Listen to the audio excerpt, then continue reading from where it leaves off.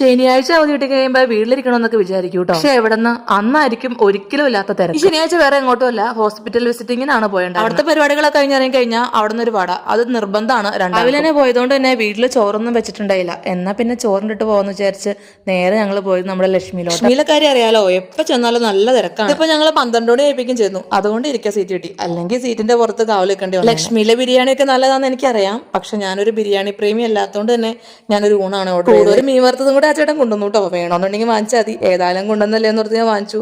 95 രൂപ. പിന്നെ എന്തൊക്കെ പറയാലും ഊണം അടിപൊളി ടേസ്റ്റ് ആയിരുന്നു കേട്ടോ. എല്ലാ കറിയും നല്ല സൂപ്പറായിരുന്നു. ഈ മുളക് ചുട്ടരിച്ച ചമ്മന്തിക്ക് എന്ത് ടേസ്റ്റ് ആയിരുന്നു. ഇവിടുത്തെ ബിരിയാണിയുടെ കൂടെ കിട്ടുന്ന ഈ സാലഡ് അച്ചാറും അത് നല്ല ടേസ്റ്റ് ആണല്ലോ. സിംഗിൾ ബിരിയാണി വാങ്ങിക്കുമ്പോൾ കിട്ടുന്ന ക്വാണ്ടിറ്റി വളരെ കുറവായിട്ട് എനിക്ക് ഫീൽ ചെയ്തു. ചിക്കൻ പീസ് കഴിഞ്ഞാൽ പിന്നെ ചോറ് ഇത്തിരി ഉള്ളൂ. അളവിൽ ഇച്ചിരി കുറഞ്ഞാലും ടേസ്റ്റിന്റെ കാര്യത്തിൽ കോംപ്രമൈസ് ഒന്നുമില്ല കേട്ടോ. ഊണം കഴിഞ്ഞിറങ്ങി രണ്ടുപേർക്കും സ്കൂളിലേക്കുള്ള ഷൂവും കൂടെ പർച്ചേസ് ചെയ്തു.